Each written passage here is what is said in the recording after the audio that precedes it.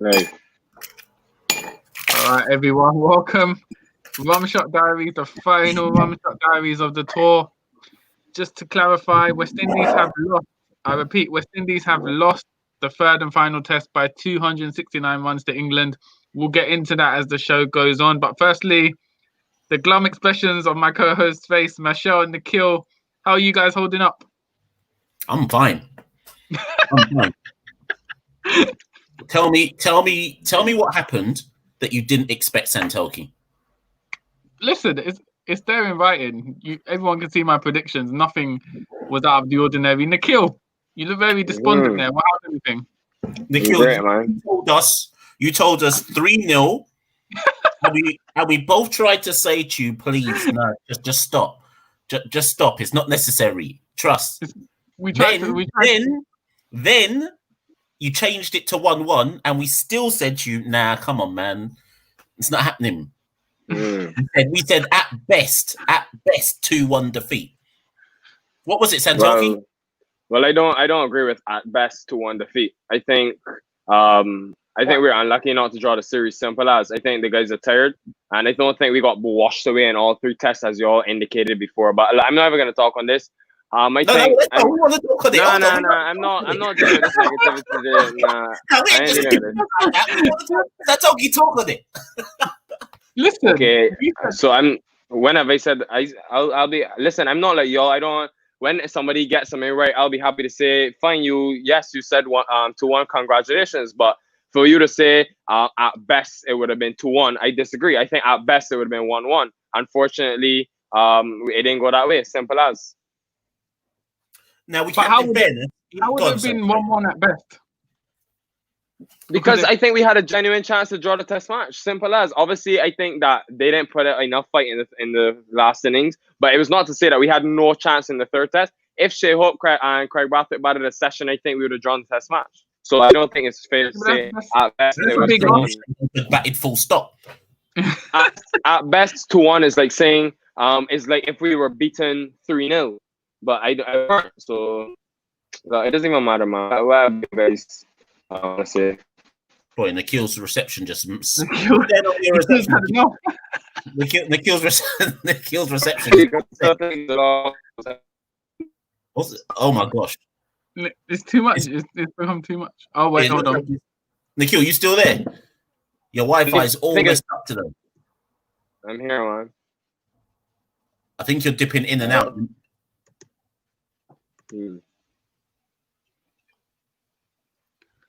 Yeah. Speak now, Nikhil. Are y'all not seeing me? Yeah, there. You were chopping in and out for a bit, so we're just waiting to see if it was going to come back with normal signal. Right, and y'all tweet on Caribbean Career Podcast that you've seen a lot of improvement in this series. So for you to say that, for when I say that, I don't understand what was the reaction. What do you mean? What, to say 2-1 at best? No, that I mean just now when I said that, I've seen a lot of improvements in the series. I don't know if I've seen a lot of improvement, but I do think there are positives to talk about, which we can get to. But before we get to all that and see questions and this, that, and the other, let's actually just break today down. We actually have to still look at today. Do you know what? Controversial, I'm going to say this. When it rained, Shea and Craig were actually looking all right, and then the rain came.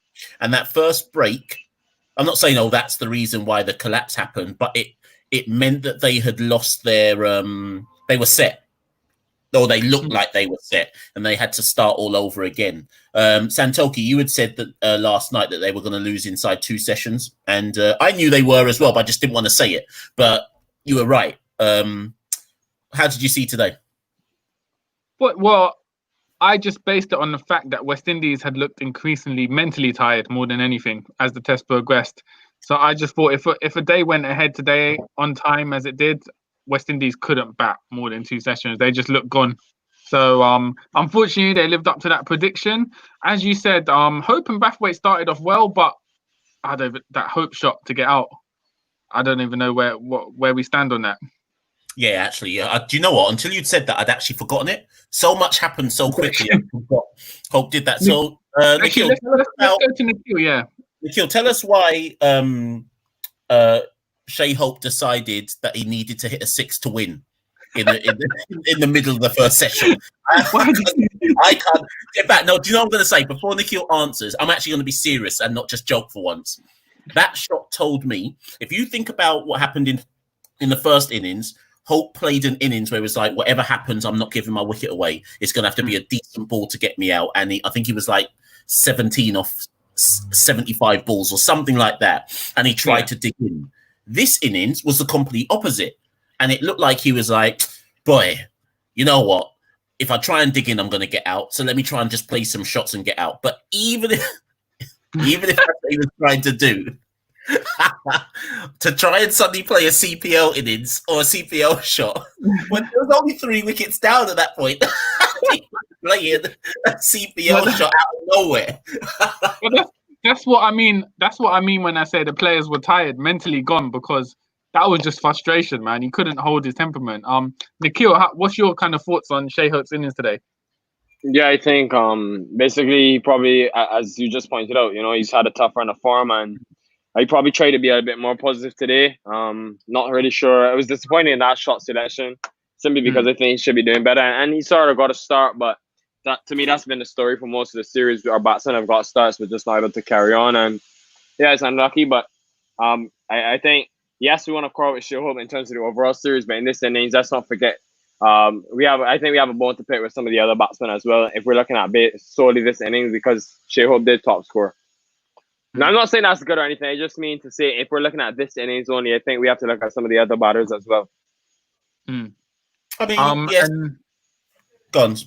I was going to say, and before we talk more on West Indies players, I think obviously a congratulations due to Stuart Broad, 500 wickets. Crazy that it's Craig Brathwaite again, which is what Jimmy Anderson got, which is a mad statistic. I think obviously on the past show, we talked about the characteristics of Broad, which a lot of people don't like, but I think credit must go out to him for the viral clip. I don't know if you guys saw him, of him kind of nurturing Keon Harding before the day's play, which kind of showed his kind of respect for the game and also just his general kindness. So yeah, congratulations to Stuart Broad. I think this test he kind of proved his point that he's undroppable from the England side, whatever the selectors might think, and a lot of his bowling was unplayable. No matter who you are in the world, he was just on fire for this whole test. Nikhil, leave that comment up. We're not going to answer it yet, but just leave that, because I don't think we should move on till we address that one. But as Nikhil says, the rest of the batting, Blackwood and Chase had the run out. Brooks gone inside edge. I can't even remember what holder. Oh, LBW holder. Was Dowrich LBW as well? Cornwall was LBW. And I will say this, and I tweeted it, and then the Sky commentators then said the same thing a few moments later. The only thing I would say about the West Indies batsmen and why so many of them struggled, I think they went into this series thinking play the ball as late as they possibly can. Because generally speaking, that's what you have to do in England. But they didn't play it late whilst trying to be on the front foot. They were like, I'm going to watch this ball right onto my bat and be on the back foot. Now, I haven't crunched the stats and facts yet, but I'm fairly certain if I go back, loads of them are caught LBW or bowled throughout the whole series, because basically every single batsman was playing on the back foot.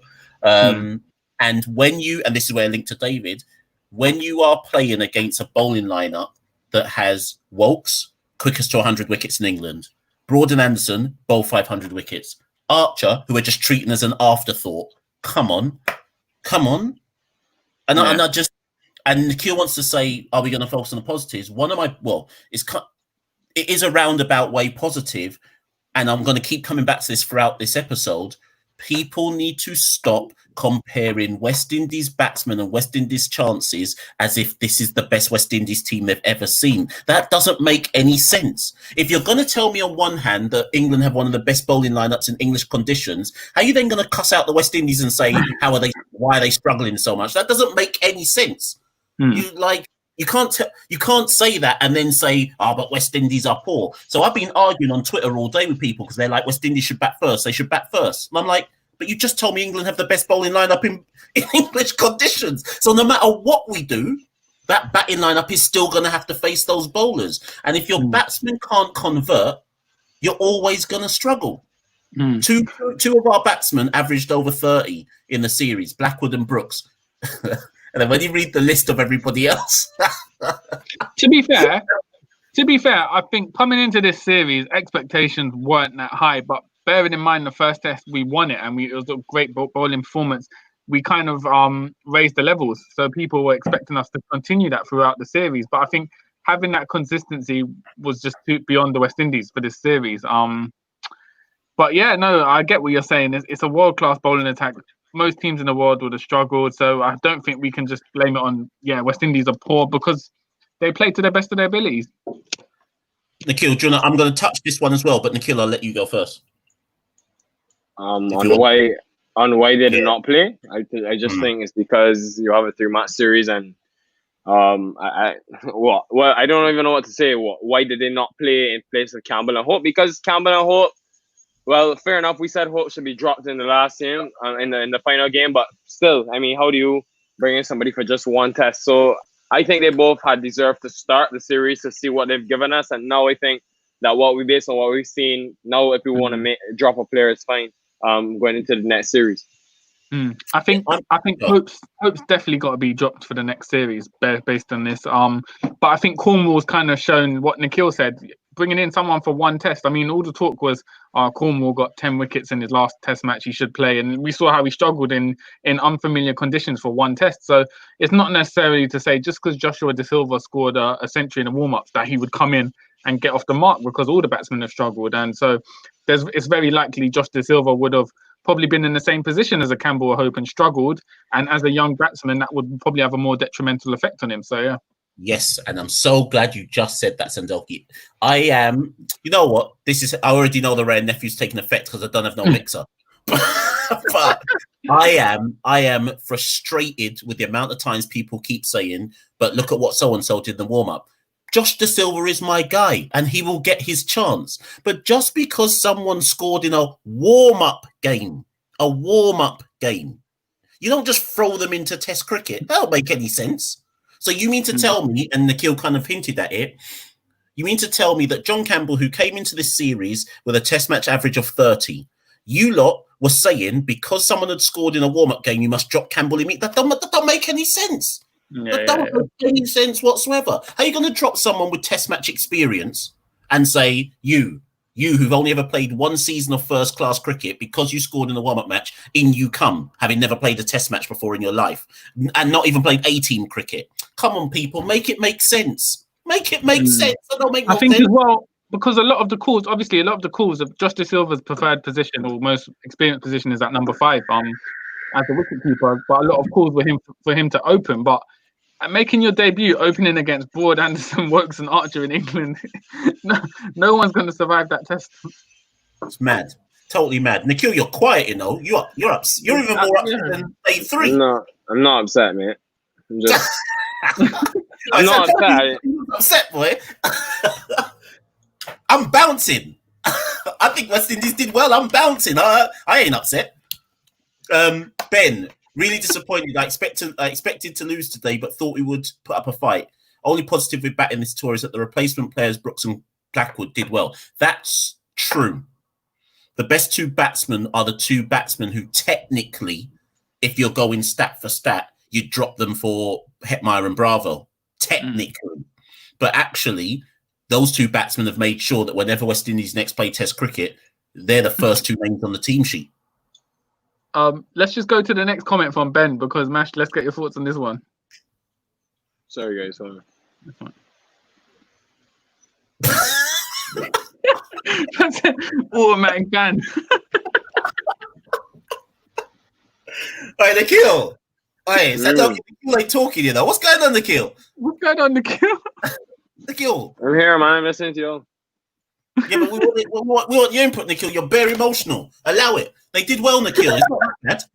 Yeah, I'm not emotional. I just think, no, listen, I'm just upset, and not even about the performance. I'm just upset with the amount of negativity I see coming from our West Indies fans. I think there needs to be, yes, I understand this team has played together for a long time, etc. But we need to remember the context here. I think people are comparing this to a normal series. It cannot be. These guys, we simply don't have the resources to rotate players and stuff. People compare us to England. It can't be. First of all, England at home, they know the conditions. I'm not making excuses. Yes, I did say it would draw 1-1, and I still think. Listen, as I've said countless times, it was fine margins, right? I think there was definitely chances there for us to draw this series. for sure. So I just think as a whole, we from the Caribbean especially, we need to look at this with a more holistic outlook and bear in mind the context as well. This hope should be banned from Tesla for at least a year. I'm not even gonna respond to that. I think batting has gone down from 2017 on a serious basis. 2017 had 300s and 350. Yeah, I think the hundreds was a big concern. But the hundred I think Teal's got it wrong. 3 of those hundreds came in one test match. You take away those 300, you're left with 350s from the from the rest of the innings. So to me, I think that's a misnomer because people, to me, 2017 we got smashed in the other 2 tests. Then Brathwaite hit the century and Hope hit 2 centuries, and we won at Headingley. So you take Brathwaite and Hope out of it, we would have lost all 3 test matches.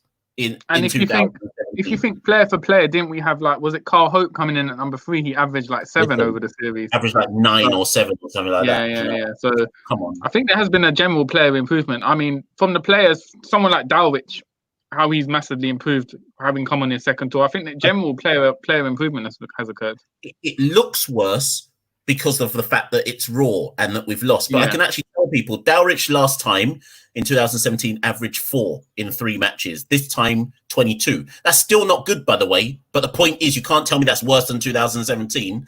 Holder, I think, averaged 17. This time, 23. Chase averaged 21. This time, 26.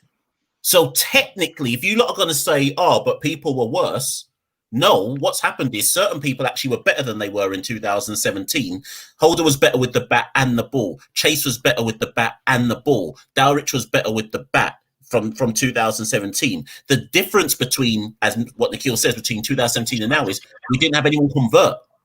So it just looks worse because you don't see any hundreds and you don't see an epic innings take place. But actually, it was probably a better team improvement over the piece.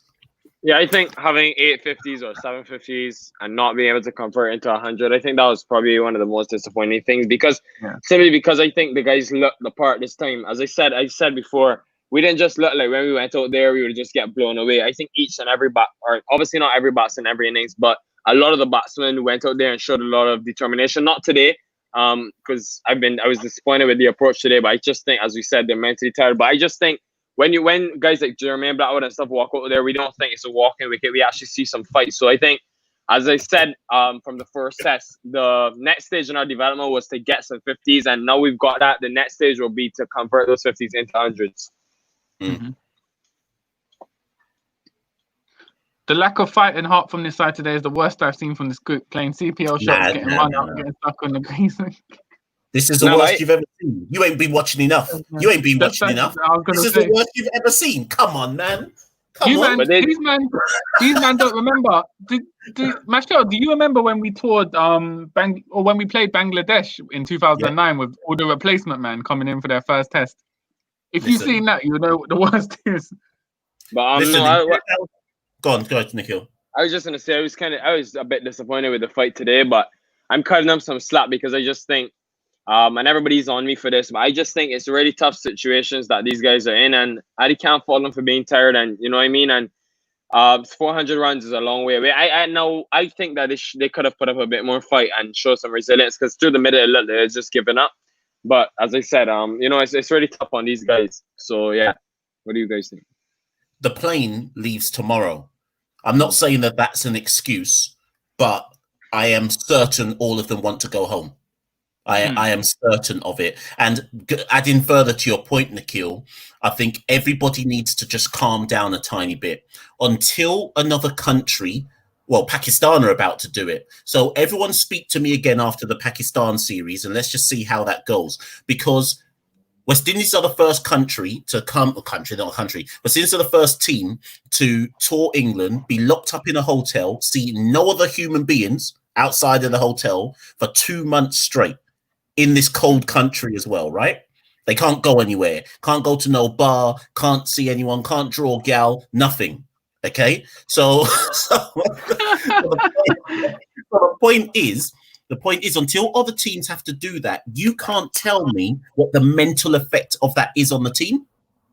So I think people just need to be a bit more, need to wait a bit and just see how does it impact on other teams who have to go away. This isn't like a normal away tour where you can go, well, so just be careful, everyone, and just let's see how this plays out over the piece. I think, as much as they're professionals, and obviously we always say professionals need to focus on their game, to have whatever nearly 2 months of Nikhil's jumped off. Nikhil's upset. Gone. I was gonna let me carry on then. I was gonna say to have 2 months where all you're thinking about is cricket, no other distractions, you're gonna lose focus at some point as a human being. No one can do it for that long. Usually on an away tour, you'd have days out. You'd go on, like, if you're in South Africa, you go to the safari. You'd see different cultural things. You'd kind of learn about the country. So to be stuck in a bubble for 2 months was unprecedented. And obviously, I think anyone in that position is going to struggle, and we'll probably see it with the Pakistan players. Yeah, and that's I'm going to be. I'm not going to watch the Pakistan series in depth because I'm going to take a break from cricket and plus some PLs on. But I am going to see how Pakistan adapt to the same situation. And just to answer Chatil's thing about the worst he's ever seen, in 2018, Chatil, which was the game I was thinking of, West Indies lost to Bangladesh inside 3 days. And we made 111 in the first innings and 200 in the second innings and lost by an innings and 184 runs. So I've seen far, far worse than this stuff. Please, please. How do you analyze England's 17-10 runs, 44 wickets? West Indies 13-29 runs, 56 wickets. There's lots of different answers for that. One, there's a difference in the bowling attacks in these conditions. Is the first thing that I would say. Our bowling's good, so Holder average 30, Roach average I think 34, Chase 34 maybe, Gabriel 32. But then if you then compare that to the English bowlers and our batting, here's one of that comment. This is one of Michelle's fans. I don't see how Nicholas Pooran does not walk into this side, and that's no slight to the guys who are playing first-class cricket. But he is arguably the most talented batsman in the region. I don't need to talk. I told you a lot already. What needs to happen. David, you said the same point. 850s in the series from West Indies batsmen, none converted to a ton. Yeah, you can't win any test match. There's two things that everyone's gonna. So let's be critical of Holder. He bowled both times at Old Trafford. Okay, cool. They picked a spinner and dropped Alzari Joseph, and maybe that wasn't the right thing to do. Okay, cool. If you don't make over 300 runs regularly in a first innings, chances are you're going to lose a test match. So ultimately, no matter what people tell me about bat first, bowl first, squad selection, if you can't bat or you can't convert, 9.5 times out of 10, you're going to lose a test match. The only reason West Indies didn't lose the first test match is, one, we got over 300, which I think was the only time across 6 innings. So we got over 300 and our bowling and out for just over 200. That's the only reason why. Yeah. Okay, we put up a score.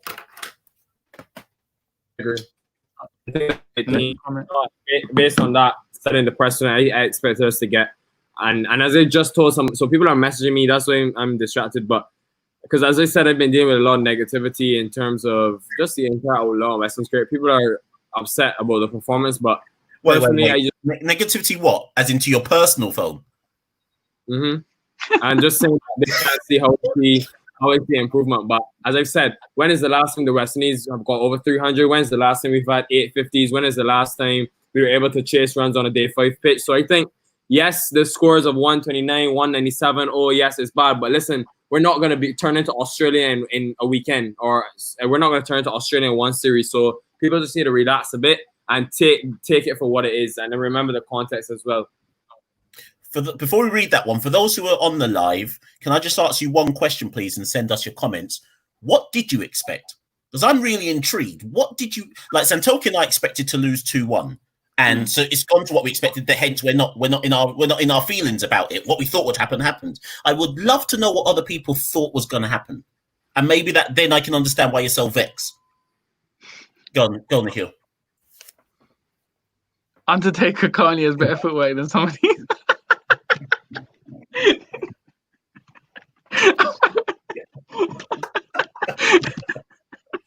I don't know what to say.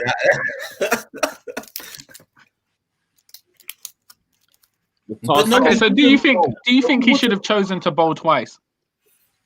Let's talk about that. Let's actually talk about that, because to me, I don't care, because I reckon that even if we batted, we would have been smashed to pieces. Hindsight is a beautiful answer this one. Hindsight is a beautiful thing. All I'm saying is that when England were in trouble at 142 for 5 or 4, whatever it was, if we had taken one more wicket there and then we bowled them out for 200, everybody would be saying it was the right decision. So just hindsight is a beautiful thing. That's all I'll say. Agreed.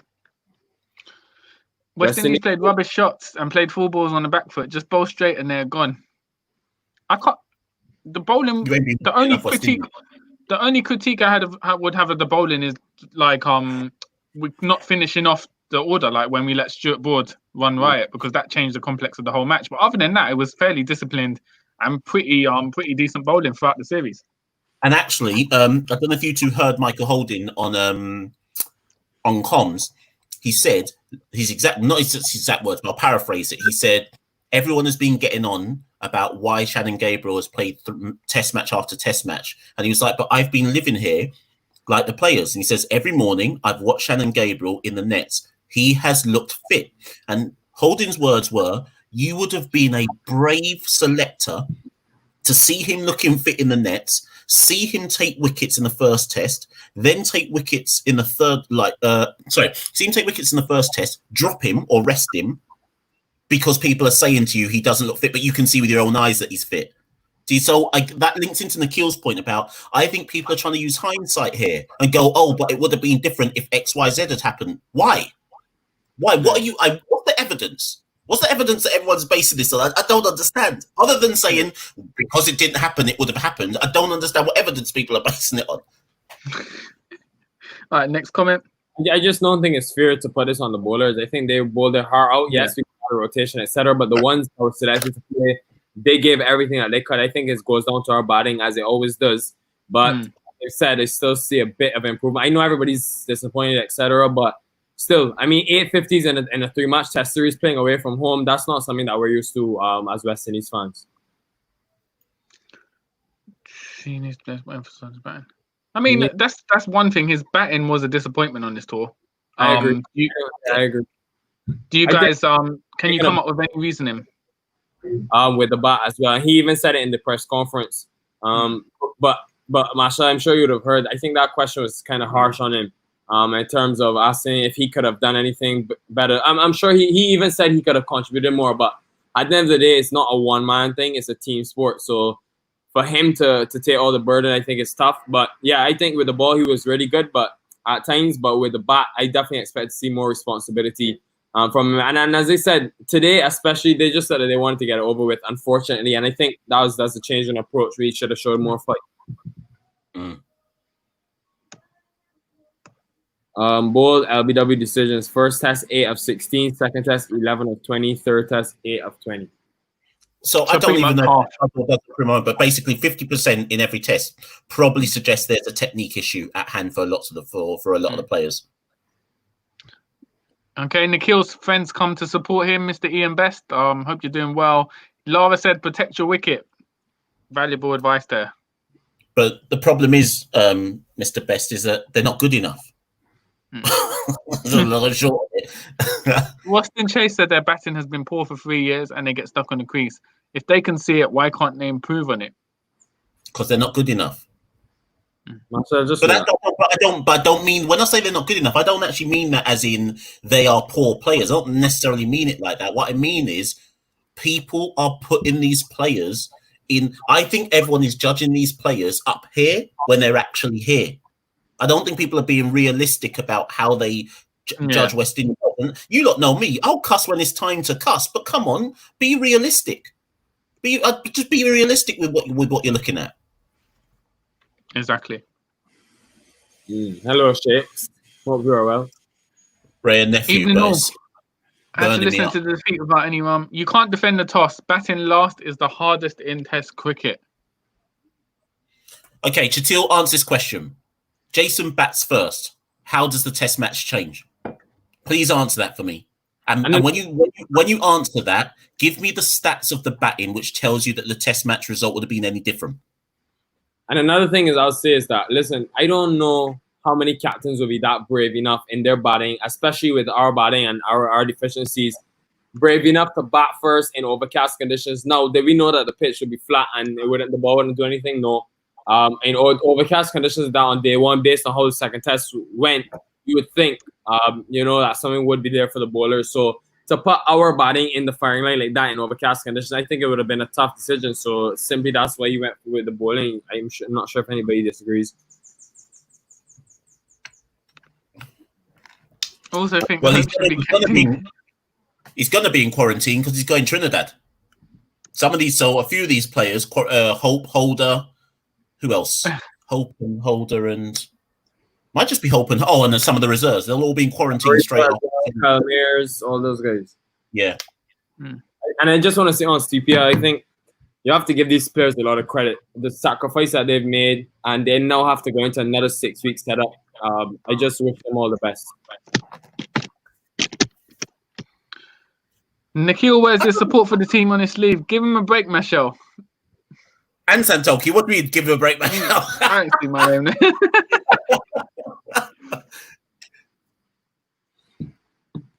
I agree. Yeah. Brooks looked really. I mean, he needs to push on and make bigger scores, but he looked comfortable when he has been at the crease. It's just I think he got found out by the bowlers towards the third test, but generally he slotted in really well for someone making his debut in England. Yeah, there's no shame in what he did, and obviously Blackwood doesn't have any explanation. Blackwood showed why he should never have been dropped in the first place. In essence. And let me credit Jermaine Blackwood. I think the maturity that he's shown, responsibility. Everybody came out on him in the first innings and said, "Oh, he's the same player, blah blah blah." And I'm one that backed him, and you can see why. Even today, the whole team faltered at the other end, and he couldn't do much there, but the responsibility shows. I think he's got, it's an unpopular opinion, but he's got a very solid defense, and people don't know that, but I can see it just from the way type of player he is. Plays the ball under his eyes, and I've honestly been really impressed with the transition and development he's shown in this series.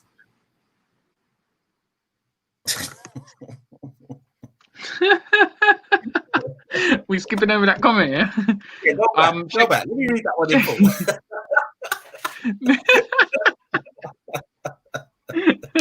Nikhil, cheer up. There's always another series. We'll be back in 3 years in England. Listen, I would not say I'm upset. I'm kind of sad that we didn't get the 1-1 because I thought we competed enough to get it. But at the end of the day, I still see a lot of positives in this series. You know what, yeah? Nikhil wanted the 1-1 so he could come on here and say, "Listen, guys, I told you 1-1." Anyhow, it had been 1-1. He would never have let us hear the end of it. Look how calm we're 2-1.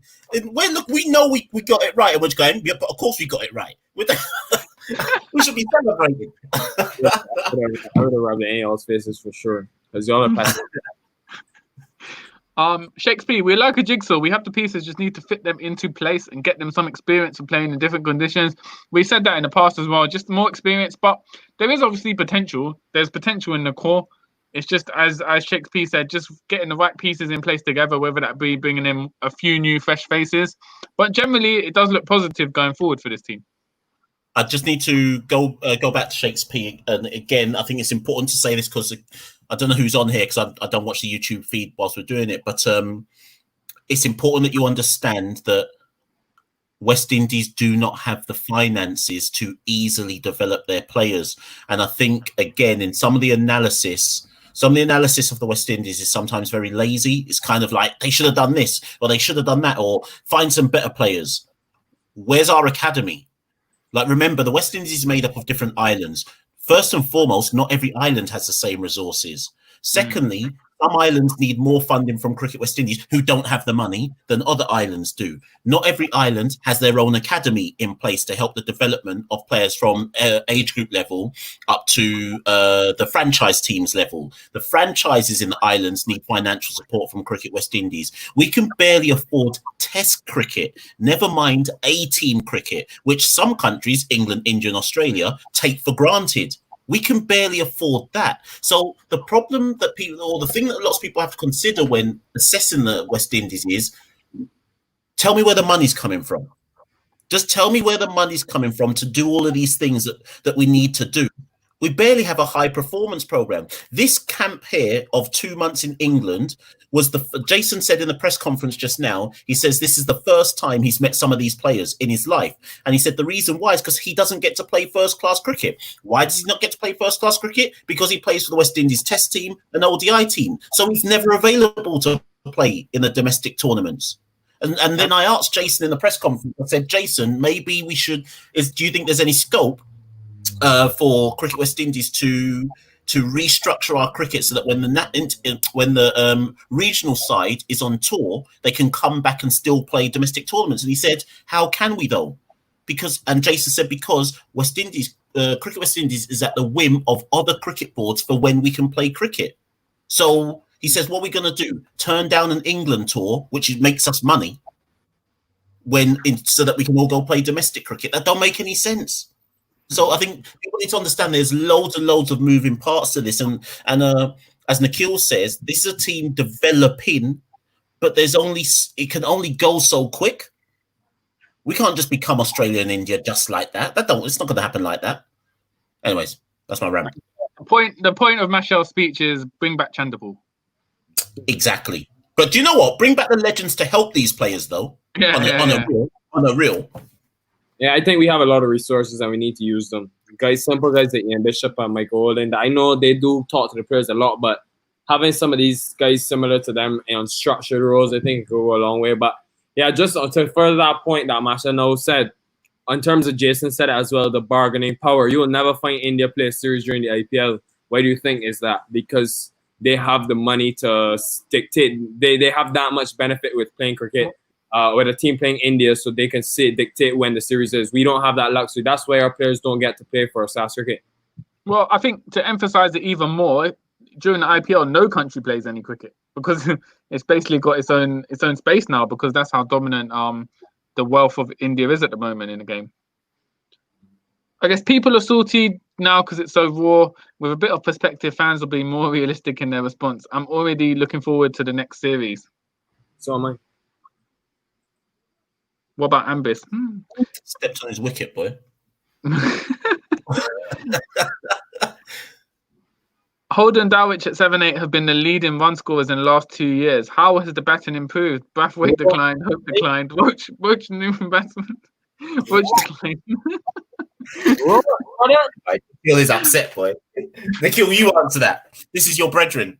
Shatil, sorry, but have you not been watching? The guys in the top 10 bowlers of all time from the West Indies, he has 200 wickets. What are you talking about? Because he didn't take any wickets in the first test.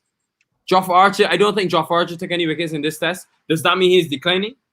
This is what I'm talking about, man. We need to think before we comment. That's a good point. Would you say, Nikhil, how was your overall view of Brathwaite's performance on this tour? I know someone you obviously massively backed to improve on this tour. I think, listen, everybody now, we might look at it and say it's a small amount of runs, 176, fine, we want him to do better, but based on the sort of criticism that he's had before the series leading into it, everybody said, oh, he's averaged 211 and all this foolishness. Masha, why'd you look like that? I think, listen, it's a drastic improvement on Brathwaite's part.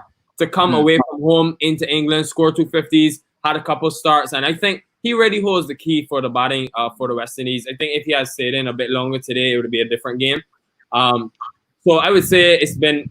Now, obviously, I'm not going to say that I'm happy with Brathwaite only scoring 176 runs, but based on what he received before the tournament and what he was doing in the past, in the last 2 years away from home, I think this is a step in the right direction for him. Yeah, I don't disagree actually, Nikhil. Listen. Based on where Brathwaite was at before this tour, he's come out averaging 29.33, which is poor in the context of what Craig can do. But in the context of what he's been doing for the last 2 years, listen, I ain't complaining. That shows me that at least he's back on the right track again. So I can't complain about Craig. I think, obviously, Hope and Brathwaite came into the series with similar question marks over their heads. Whereas I think Brathwaite kind of stood up to the challenge and showed that he has the quality to still play international cricket. Because some of his innings, it looked like Brathwaite of yesteryear. Obviously, it wasn't consistent, as Nikhil said. You would like him to get more runs. But if you contrast that to Hope, who the pressure just seemed to get to him completely. And at this point, you're like, there's no place for him in Indies going forward unless he can prove his fortunes again in first-class cricket. So I think in the context of the pressure and question marks surrounding Brathwaite going into this series, I'd say he'd probably count it as a success because he started the road back to redevelopment. What I'll say just finally on that is that I feel I feel saddened for Shea Hope because of the fact that it wasn't even like he got blown away and didn't look good at all. I mean, some of the drives that this guy played up to today, that drive through cover was just gorgeous. And you look at a player like this, getting starts almost, getting starts a lot. The fact is that he can't convert into 150. And I simply think it's because of the mental that he just knows every innings he goes out there, he has to do well. And that really takes a toll on a player. So, yeah, I feel for Shea, but he's going to score 400 in this CPL and everybody will love him again. Sorry, pull that. I'm not even commenting. Yeah, I agree. Yeah. Ambrose, I can see Valerian is an Ambrose fan. Ambrose averages 15 in Test cricket after 12 innings. Move on. Our 2 innings in this match not even equal to England's innings. Where's any improvement? I know people, they're taking this the wrong way. I'm not saying we improved in this match. I'm talking about the series overall. Take the context. When is the last thing the West Indies have got to? No, I'm by no means saying it's good. I'm not saying it's acceptable. I expect a lot more from the West Indies, regardless of finances and all of our domestic whatever. I'm not saying it's good and I'm happy with it. All I'm saying is, when is the last time the West Indies got to 300? When is the last time we've had 850s in a tournament in a series? I'm not saying it's a good thing. All I'm saying is pull the positives because that's all we can do. What's the point? Tell me, how is this going to benefit our cricket if we just keep looking down on West Indies cricket and say, okay, fine, yes, we know that they're terrible. Great. Now, will that make Craig Brathwaite score 100? This is the thing they can't understand. Stop looking down all the time. How many people have been texting me? West Indies fan TV out here. On that note, I think we need to get through the comments. We've got about 30 more still lined up. Yeah, for sure. I'm just gonna get my charger, guys. So continue on this one. I'm all looking for positives, but sometimes hard to be told. This West Indies side won't improve until heads are raised and turned. I guess there obviously has to be changes. Right, Nikhil's not here right now, so it's just me and Santoki. You lot are getting him emotional up in here. Allow it. Come on, man. Come on. Listen, on a real, until he comes back, he ain't had the experience like me and Santoki. West Indies can't affect me anymore. I want them to do well, and when they lose, I'm cool with it because if I expect it, I expect it. Nikhil's not gone through all that yet, so allow him, people. He don't realise that he's got at least another 15 years of this. So I beg you, leave him alone. I think me and Michelle would have grown up watching West Indies cricket in the 90s, so it was worse for us because we were literally coming out of the golden era. Basically, we never caught a glimpse of the golden era, but we just saw the rapid decline. I heard all of that. I've seen Lara's biggest innings. I don't want anybody to feel for me because I want them to remember this moment when we lead the test rankings in a couple of years time, right? I want them to remember this and do not jump on the bandwagon. Do not jump on that bandwagon. When we say this pessimistic way, say the negativity. I don't want to hear any of you guys. Just remember that. Because I've stuck through the tough times. I should have given up years ago, and I'm still here. So Nikhil's right. You pessimists, don't even try to that. Bangladesh are fast. This was a perfectly good batting wicket, as Holder Blackwood showed in patches. Oh, I think he's. Yeah, but my point, Chatil, was I've seen us do worse. Your first point was this is the worst you've ever seen. And what I'm saying to you is you must not have watched enough West Indies cricket because I've seen worse.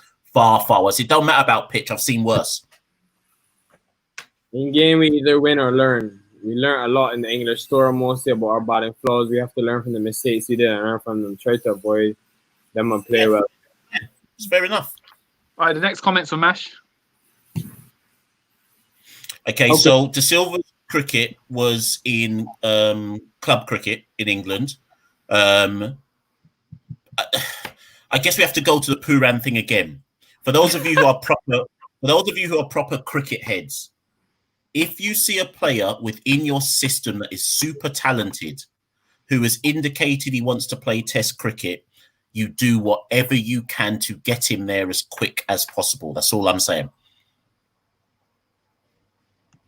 Talking about positives, West Indies bowling is far better than 2017 and are going upwards in terms of discipline and heart. You just said Roach had declined. You're emotional now, Chatil. The criticism must have got you. Move on from Chatil. Nah, I'm not having it. Chatil, where are you from, Chatil? They about it against almost all opponents. They got smashed at Bangladesh away when Sri Lanka came to the Caribbean. They got both in 93. They struggled against everyone. But we drew that exactly. series, no, with Sri Lanka, though. 1-1, no? Yes, 1-1, but he's right. I think if I remember, I think we took a series lead. I think it was a draw in the second one, and then Sri Lanka won the last one. Listen, the players themselves aren't going to lie. They said it. Jason said in the press conference, they all know the batting's the weakness. I mean, back when Shiv and Sarwan and Chris Gell and that lot were playing in the early 2000s, back then the bowling was the weakness. Do you see? So it's just a case of we have to try and find a way to marry the two up. Right now, we don't have, and it's not a criticism. It's just facts. We don't have a genuine gun batsman. 2-1. I hope that means 2-1. I think that's what he expected. 2-1, but it must mean 2-1 defeat. I thought 2-1 was a possibility, but the margin defeat in the last two tests were in both tests. One whole day was lost. The team was even close to saving a match. Okay, so again, here's some stats for you lot to go and look at. I wrote about this in Wisdom. West Indies. What's I'm trying to remember what I said or what the percentages say. Over 70% of West Indies matches in the last, I think it's 4 years, have ended inside 4 days. So that don't matter. Brian Lara, I think himself said it before this test series. He said, listen, West Indies can't bat 5 days. We rarely bat 5 days or play out a test match, into the 5th day. So, yeah, you're right. We lost a day, but that's normal. That's why I've always said West Indies should play 4-day test matches. It's normal to us for a match to end after 4 days. I would disagree about the margin of defeat in the second test. I think people are harsh here. That second test all hinged on Stuart Broad's spell. If that doesn't happen, we draw. We draw that test because we were coasting. So, and we said it on day 3, and Santoki said it. Fine margins decided that second test. You wouldn't even be coming with all you. If we had drawn that test, 1, Nikhil would be bragging to us right now saying it was 1-1. But also 2, none of you would be cussing. So sometimes it's fine margins sometimes in test matches. Yeah. Also, if man like Shea Hope didn't play reckless shots, I don't know if you saw after about 30 minutes when they were doing the player interviews, it was pouring down with rain at Old Trafford. I think the day would have been washed out. So if West Indies had held out for another 30 minutes, they could have been retaining a Wisdom Trophy, all based on that fine margin again. I think, and that's the thing. Somebody tweeted us that as well. I think people got gassed off the first test. But as Santoki, I don't know, did we say, I'm going to watch it again, but I swear, Santoki, after the first test, we were like, yeah, still going to lose though. Yeah. And we must have done, because I remember Nikhil saying, that was it. What happened was one of us brought up the stat that England's last 5 series or something, they'd lost the first test and gone on to win it as well. It just didn't add up to a great scenario. All right, next comment. Before the series started, I didn't expect Shannon to play all 3 matches because he's returning to cricket after 9 months. In hindsight, now we see that he didn't last the entire 3rd match. But yeah, I guess like we said, hindsight's a wonderful thing, I guess. Who would people have interest, and Ayan, if you're still on, who would people have dropped for Shannon? I really want to know that. Like, what they would have said Alzari probably to replace Shannon in this test. Let's just say they said Alzari. But like, and maybe again, this is all hindsight stuff, but it wasn't like Alzari was taking loads of wickets. No, I think Jason was in a sticky situation because I think when you win a first test, you're going, as I heard today in the analysis, you know England is going to come at you hard. You want to go with that second test and end the series right there. When you ask your boy, are you fit? And he tells you yes. It's tough, as Michael Owen said, it's tough to go against that. And then I think after losing the second, you still want to do it in the third. Now, I agree here in terms of maybe, yes, he should have played the third test, but I could see where, it's tough to drop somebody when they're saying that they're fit. Obviously, we saw different, but it's tough to do that, you know what I mean? In the wrong run, a lot of investment needs to be made in Joseph as an all-rounder. That may add more balance to the team. He seems to have a lot of batting talent. Listen, we need him to just be a bowler at this stage and just develop his bowling. In the long run, Jason and Shane will have to move up a spot if that's what you're talking about. But right, let's answer this one. So obviously West Indies are trying to set up a series with South Africa. I don't think that's going to happen because the only way that happens is if IPL isn't happening on the dates that everyone thinks it's going to happen. But it will, of course, injure run cricket. So the South Africa series won't happen. New Zealand might happen later on in the year. So let's say we go to New Zealand, which I just want to point out, by the way. Let's say we go to New Zealand, and Nikhil, you want to hear pessimism? Check this. If we go to New Zealand at the end of the year and it's a 3-match test series, we're going to lose 3-0. I'm not even talking about that until I see it. But do you know why? Because New Zealand's one of the hardest places to tour, just like England, in terms of the moving ball. So, and they've got a quality bowling lineup. Not going to suddenly just improve with no domestic cricket for people to play. All they're going to play is CPL. Then everyone will go New Zealand playing shy hope shots. Shy hope might even be there for all we know. But seriously, on a serious note, though, next Test match, let's go 11. Let's say it's. We don't know because of the pitch, but let's just say if we could, what our 11 would be. Opener, Brathwaite and who? Poor man. What? I'm joking, Nikhil. Yeah, no, I would go Brathwaite and I don't know if would you go with De Silva as opener or later down the line. All right, I'll go Shane Mosley then for this one. I'm going to go Mosley because I think he's next on the rack. Nothing more than that. Number 3, I'm bringing back Darren Bravo. Jamar Brooks. Bravo for me. People may have forgotten that Darren Bravo's got a double century in New Zealand. Bravo about 4 for me. Instead of Bravo shouldn't be a number 3, but that's what I bring back. So Brooks 3 or 4, Bravo 3 or 4. Sorry. Yeah. Oh, sorry. I was going to say 5 will be Chase. It's the same team for the rest of the thing. Basically, yeah. 5 will be Chase, 6 will be Blackwood, 7 will be Dowrich, he'll still keep his place, 8 will be Holder or swap them round. Whoa. Hetmeyer for Blackwood. What? No. Hetmeyer can't make the team. Hetmeyer can't make the team. Series Blackwood. Sorry. We can only win a series away, yeah? This is my prediction, if there's a Guyanese person in the team. This is all I know. All right, just move on from this. Let's just move on. You'll see. Hetmeyer plays in New Zealand. We win the series. Nah, I'm calling it now. We were good and patient with the ball, but no such application with the bat. Thank you, Don, for this comment. Cricket is a mental game. Only Craig has the hunger to bat for a long time. And I just want to touch on this, even today especially. I think we started to show a bit of signs of batting a lot more time, but nowhere close to the standard that I expect. And I was kind of disappointed with the fight today. Nobody lasted, I think, more than... I think Jermaine Blackwood batted the longest. Let me just check that. But yeah, I was really disappointed that nobody was able to bat a serious amount of balls today because it's not even about the runs. It was more about batting balls, if you get me. Yeah. Okay, let's go through. We're still getting loads of comments. So, Nikhil's gone again, boy.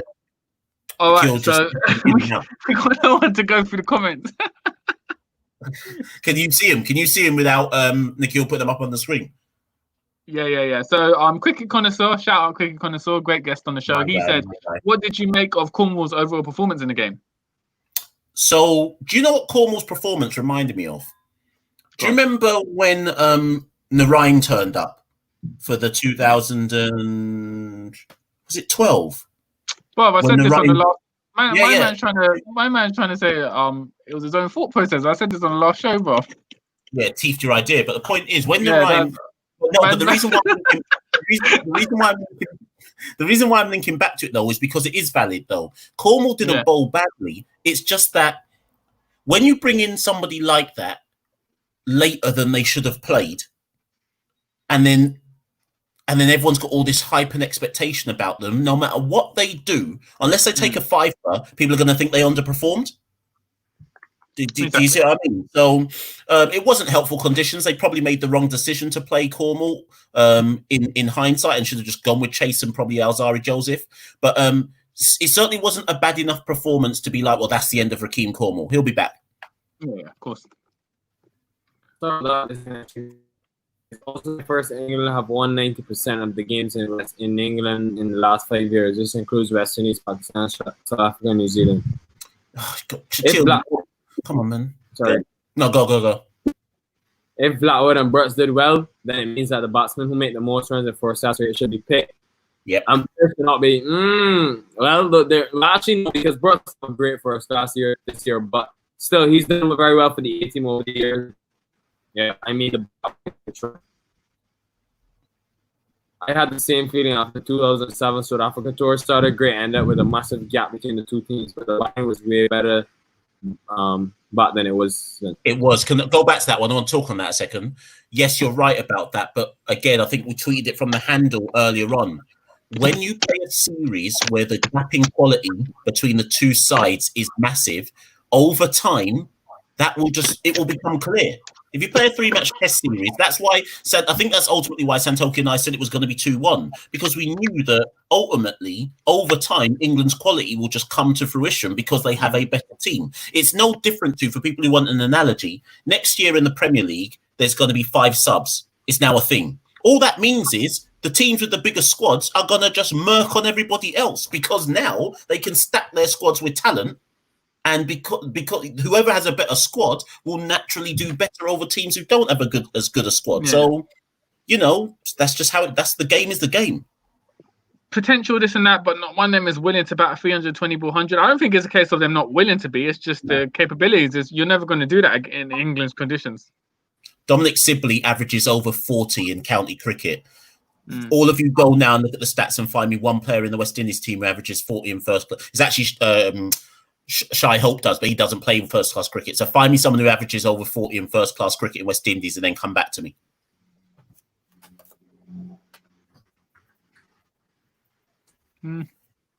But as we said, the schedule makes it tricky for allowances to be made, I guess, and the financial situations as well. So I don't see it personally happening anytime soon. Yeah.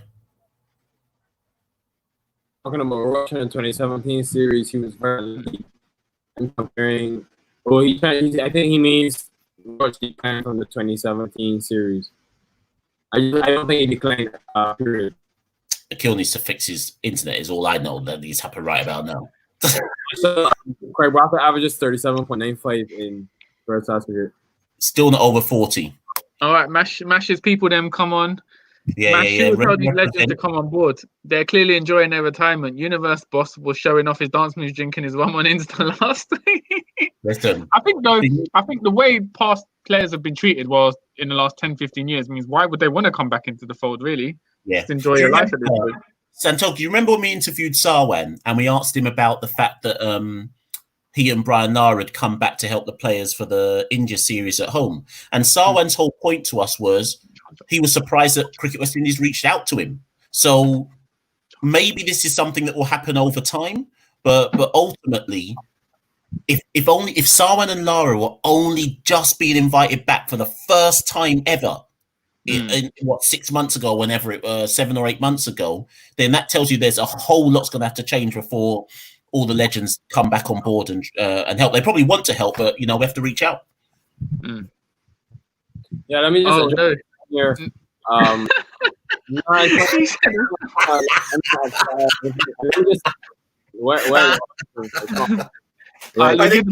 ain't my friend. I don't know who this is. This ain't my friend. I just want to explain in terms of that's a fair comment, because obviously on this show it might seem like I'm all West Indies and everything they do I praise.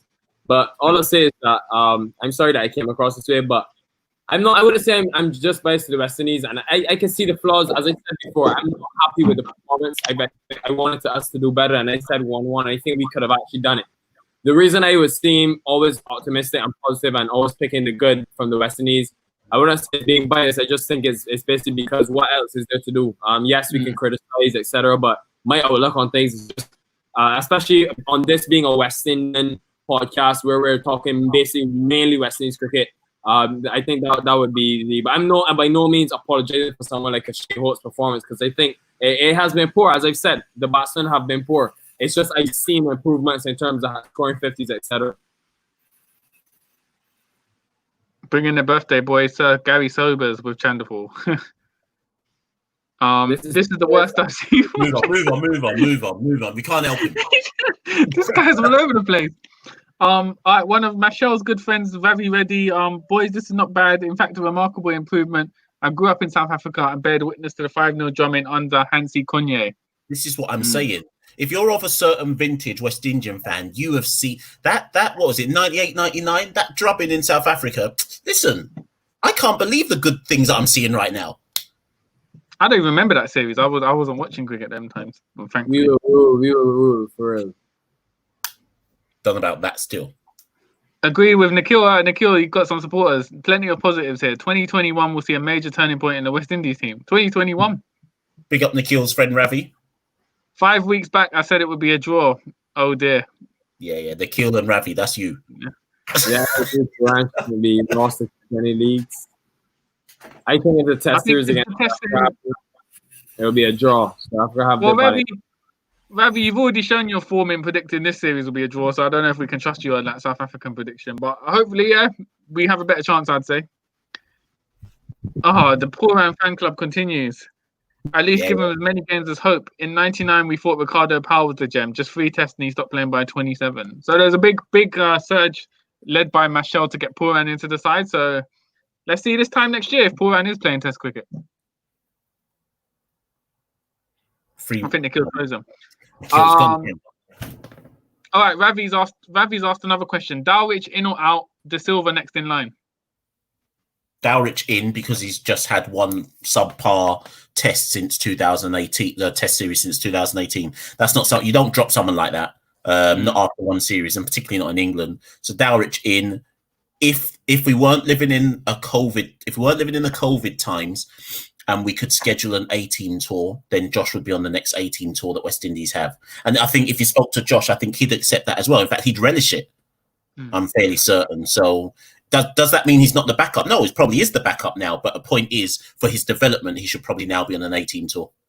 Ayana Holder says she would have brought Raymond Rifer in for the second test. Left arm pace and a different dynamic.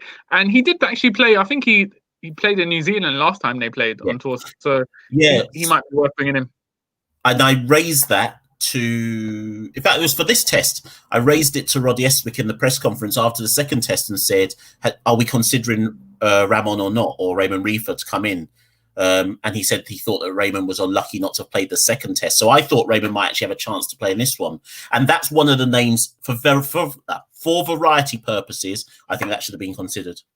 Are you guys hearing me? Or we are now, yeah. Sorry about that. The answer to that question, Chatil, is yes, but I think he needs to make more. I think he needs to make more big scores.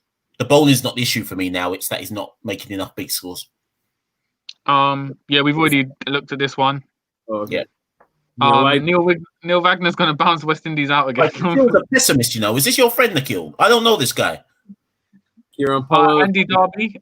Kieran Powell finished? I don't think so. No, I think Kieran Powell, there's still how old is he? 30, 31? Still 30. He's still got a chance. Marshall, I saw y'all posted something on Brandon King yesterday. I think it was in first class cricket. Y'all could address this. Go on, yeah, Mash. so the problem is for Brandon, which is again goes back to earlier on, is the problem for West Indies cricket in general. Brandon had a brilliant first class season playing. I think he was batting number 4 for Jamaica in the 2018-19 first class season, and people were talking about him, saying, "Oh, Brandon might get in the Test squad." Blah blah blah blah blah. But then he went to CPL and had an even better CPL with the undefeated Amazon Warriors. Obviously, in the final they flopped, but he had a really good CPL with Guyana, and because of CPL, he then got called up to the West Indies T20 and ODI side. And then so when this first class season, the last one that just happened, took place, Brandon wasn't there because he was with the West Indies team on all the different ODI and T20 tournaments. So he basically missed all the games. So when they were selecting this squad, I thought his name might be in contention, but I think they've just forgotten that he plays first class cricket. But his time will come. Get Bishu in and Santoki. Yeah, I agree. If Bishu doesn't work, then I'm always ready to spin ball for West Indies. But I think what he went was in terms of Guyanese players, he'd go for Bishu first. Stick with Blackwood. I think definitely. It's not even Blackwood. Blackwood for hat. Why are we talking about definitely? Cornwall was the right pick. Didn't work out this time round, but he will be back. Yep, 100% agree with that. Wait, are y'all not hearing me? Yeah, well, you're good. You're good. Oh, because I just said that and I didn't get a response. Marlon Samuels, D.R. Smith played exceptionally well in the 2007 tour. Yeah, that's when Dwayne Smith hit that was it like a 80 ball 100 or something like that, then barely played for the West Indies again. Well, that's the same story for all West Indians. Darren Bravo to return. I think the book is closed on Hope. It's definitely not closed. Hope is one of our players. I don't think we ever closed the book on Hope. We just said he needs to regain some confidence. Yeah. And I'd assume that he would come back. Well, Mash has suggested Pooran. I don't know who. There is okay. Right now, is there anyone? By gun batsman Nikhil? Look, he's sighing with his eyes right there. Nikhil's been defeated, but there is no one in West Indies cricket. Right? No, that's a lie. Do you know who could become West Indies gun batsman? Gun means, by the way, like a Joe Root, where like you're the go-to, you always score big runs. Guess what I'm going to say? Hetmeyer. It's Hetmeyer. Yeah, it's Hetmeyer. Nikhil, don't shake your head. It's Hetmeyer. I'm telling you 100%. Out of all the players in the Caribbean, he is the one who has the infinite ability to grab Test cricket by the neck and just score big runs. He hasn't got the maturity yet, but he has. Everyone talks about how Shai Hope looks pretty. Hetmeyer's a better player than Shai Hope. 100% a better player than Shai Hope. No one can tell me different. Hetmeyer is better than Shai Hope, and not because of this series. He's even he looks better playing. Hetmeyer can destroy any attacking world cricket. Shai Hope can't. Big up my guy Hetmeyer. Still can't get in the team though. Tej Chandapur, will he be able to get in the future? Well, we've said he has the ability to play a lot of balls, but he needs to score a bit more runs. I think he needs one more season in first class cricket to kind of show that he's ready for the level. Who do you see as the fast bowling unit in 5 years' time? Go on, Nikhil. Who you got? I think Shamar Holder, Keon, Marquis is very good as well. Sorry, I think when we're Nikhil's breaking up there. Can't hear. Still can't hear?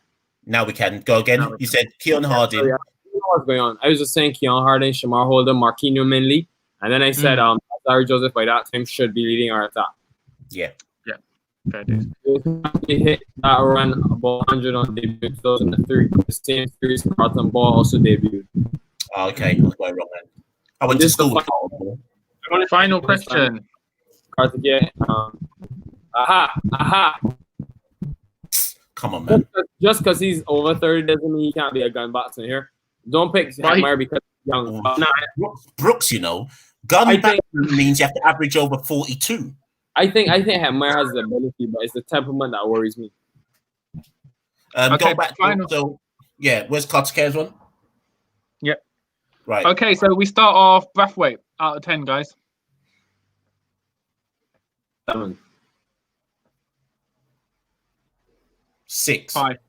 Oh my god. What? How can he get a 5 and my squad are? I was going to say 5. I was going to say 5 as well, but I wanted to be kind, so I'm saying 6. I say 5, man. Definitely not 7. How's he getting the 7? Come on, man. 7, In fact, 5. I'm saying 5 as well. All right, John Campbell, I'd say 3. 1.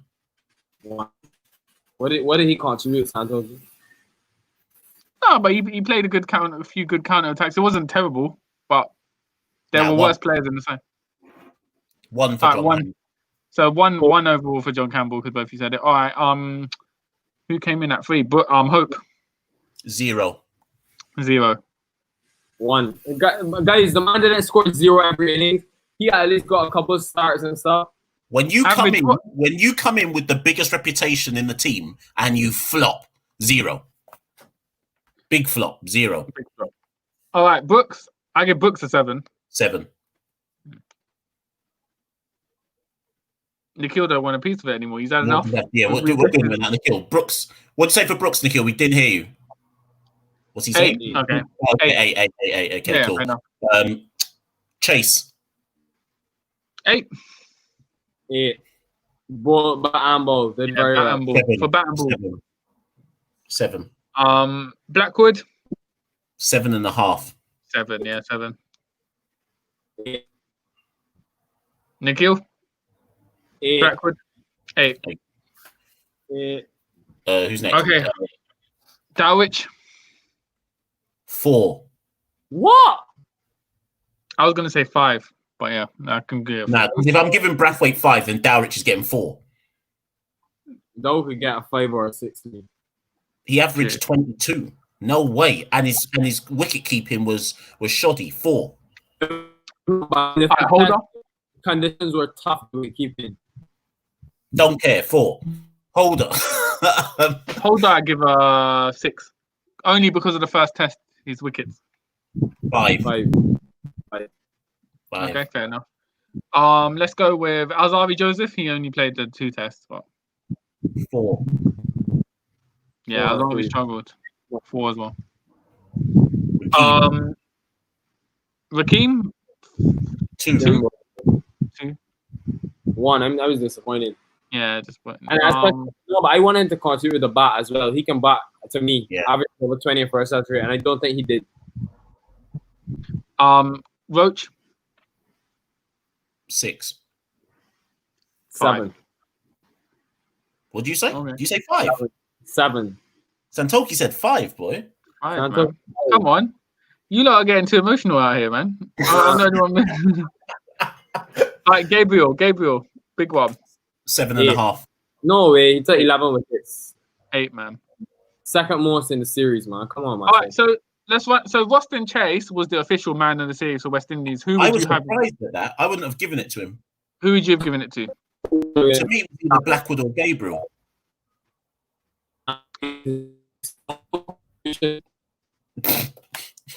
I'd give it to Gabriel, personally. But I can see why they gave it to Chase because he contributed in both aspects. Nikhil's gone. Mad. He's been fully mad today, but Hello. right. Yeah. Okay. So let's quickly talk on that. So, CPL. Hello. Yeah. There. We got you now. So CPL, it's the 28th of July today. To be honest, everyone, I'm so glad the test series is over. Santoki and I, we're going to hibernate for a while. We might still do some stuff on Twitter, but generally speaking, we're spent. Big up everyone who's been following the podcast. Big up everyone who's been coming into Rumshot. We might do a podcast soon because I'm working on a guest which will surprise a lot of people. And plus, we need to get Michael Atherton on. So actually, we might need to do one soon. But CPL starts on the 10th of August with the chicken curry chicken derby. The thing is, for me, it's not going to be the same because it's a 10 a.m. local game with no fans. Like, it's not going to be like the usual. The game is at 5. Though. Yeah, double header. It's a double header. Every day is double header. So 10 a.m. and 5:30. Okay, so we got Trinidad, Guyana, and Barbados St. Kitts on that first day. Santoki and I will talk about it. We don't know yet how we're going to do CPL. I've spoken to Cricket Connoisseur. We're definitely going to have some hookups with Cricket Connoisseur about CPL, but we just don't know yet fully what we're going to be doing. We'll probably do a video review like once every 3-4 days kind of thing, rather than every single day, just because it's going to be a relentless amount of matches and a lot of time. Like, every day, y'all burn out. Y'all would die. Exactly. Yeah, it's too much. Yeah. And but yeah, Nikhil is going to be out there as well during the CPL, so keep an eye out for him. You'll see him doing the Barbados press, and I think me and Michelle owe a thanks to Nikhil for being such a great contributor to the Caribbean cricket journey. I mean, he's the one who, without him, we wouldn't be doing this visual content. He's brought us into the 21st century. So big shout out to Nikhil. And even though we mock him on the videos a lot of the times, he's obviously a great analyst of the game. Excellent knowledge for someone of his age of West Indies cricket, and a very bright future ahead of him. So yeah, if you're not already, give Nikhil a follow on social media, Twitter, Instagram, because he is one to watch in the Caribbean media circle. Thank you very much, guys. I appreciate that. And from both of you, and I think you guys are doing amazing, and all the stuff on the charts and stuff is really it's a result of all the hard work you guys put in. So I'm happy I could be part of the journey, and again, the creative connoisseur that came on and contributed as well. And I think Rum Shot. Oh, Nikhil's breaking up there. We don't know what Nikhil's saying, but we know it's all positive. I'm just saying sorry for the connections, guys. I was just saying thanks to all the guests like Kartik, Cricket Connoisseur for coming on, and I think Rum Shot Diaries was a success, even though we didn't get that sponsorship. Yeah, big up Nikhil. Yeah. Big up Nikhil. Yeah, so CPL, we don't know how we're going to play it at the moment, but we'll definitely have some content out there. Obviously, because there are more matches, it's more of a frantic pace. We're probably not going to be doing video blogs every day. But we will summarize matches, look at teams, and obviously Jamaica Guyana is going to be a big one. The Mashal Santoki Derby, so keep an eye out for that one. We might have to do a live stream of that one, basically. Hello. Yeah, Nikhil, you finish. Oh yeah. All I was saying was that I think Rum Shot Diaries is a success, even though we didn't get the Duppy Share sponsorship, but still. We're never mentioning that drink again after this, man. Yeah, the Duppy Share, you're done. But if anybody does know anything about sponsorship, hit us up and all that, podcast wise, etc., etc. It's been a blast, guys. The series has been brilliant. Big up England, big up West Indies. As Nikhil's put, thanks for watching, and look out for the CPL content. We'll be back as Jamaica Talawars win 2020. Peace out, guys. No, I'm not ending that. No, that's never happening. Well, listen, we know Jamaica's not winning, and we definitely know Guyana's not winning. So that only leaves one. What's that, Nikhil? I can't hear you there. I can't hear you. Breaking up.